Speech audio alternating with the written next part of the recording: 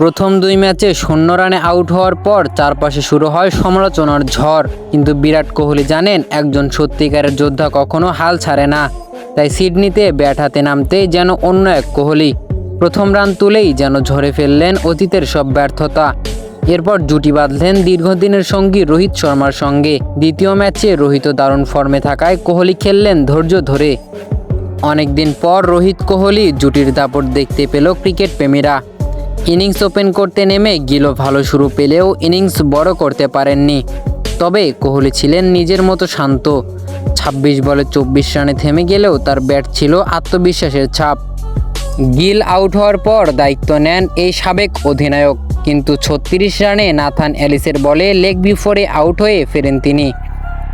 মাঠ ছাড়ার সময় চোখে মুখে ছিল হতাশা, কিন্তু ভেতরে ছিল এক যোদ্ধার প্রতিজ্ঞা। আমি আবার ফিরব, আবারও শক্তভাবে। এমনই মুহূর্তে জন সিনার কথাটি যেন একদম মিলে যায় কোহলির সঙ্গে। যতই প্রস্তুত থাকো না কেন, ব্যর্থতা আসবেই। কিন্তু সত্যিকারের মানুষ চেনা যায় তখনই যখন সে ব্যর্থতার পরও উঠে দাঁড়ায়। বিরাট কোহলি ঠিক সেটাই প্রমাণ করে চলেছেন। ব্যর্থতা নয়, প্রত্যাবর্তনই একজন কিংবদন্তিকে মহান করে তোলে। তো দর্শক, এই ছিল আজকের ভিডিওটি ভালো লাগলে অবশ্যই একটি লাইক করে আর আমাদের চ্যানেলে নতুন হলে অবশ্যই চ্যানেলটিকে সাবস্ক্রাইব করবেন।